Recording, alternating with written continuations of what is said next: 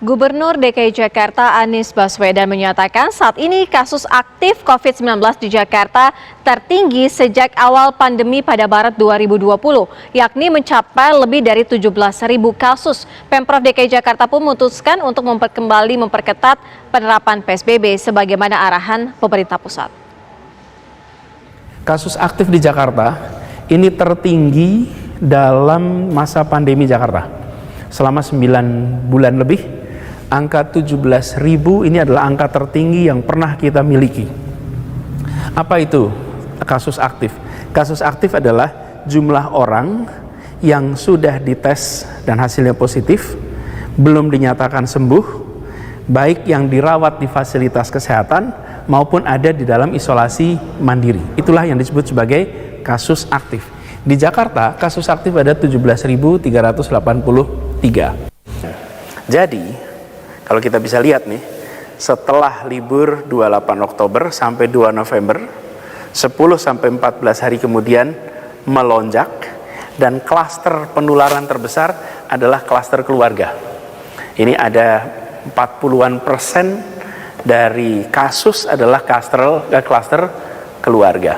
Apa yang bisa kita simpulkan dari perjalanan 9 bulan ini? Nomor satu, ketika kita sama-sama melakukan pengetatan, maka penularan turun dan jumlah kasus aktif menurun. Ketika ada masa libur dan kita sama-sama melakukan kegiatan liburan bersama, maka penularan meningkat, kasus aktif bertambah. Kami mendukung sekali keputusan pemerintah pusat untuk melakukan pengetatan, untuk melakukan pengendalian secara integral di wilayah Jabodetabek dan juga wilayah-wilayah lain di Jawa dan Bali di periode 11 sampai 25 Januari, dan ini bisa diperpanjang. Pertama adalah tempat kerja. Prinsip-prinsip utamanya. Tempat kerja akan melakukan pembatasan 75% itu bekerja di rumah. Lalu yang kedua, belajar mengajar dilakukan secara jarak jauh.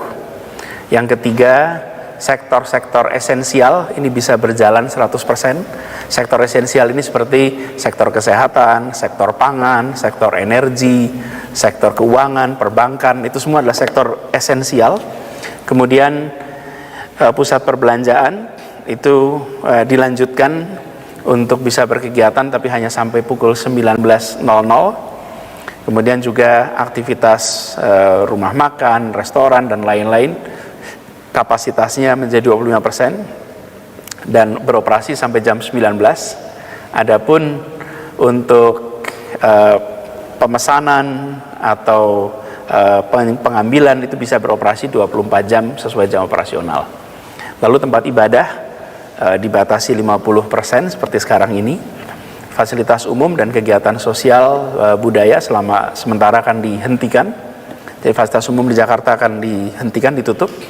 Kemudian transportasi itu akan berjalan dengan pembatasan kapasitas 50% dan jam operasional untuk kendaraan umum di Jakarta itu sampai dengan jam 20.00, sehingga kantor yang dan kegiatan-kegiatan tutup jam 7, transportasi umumnya sampai jam 20.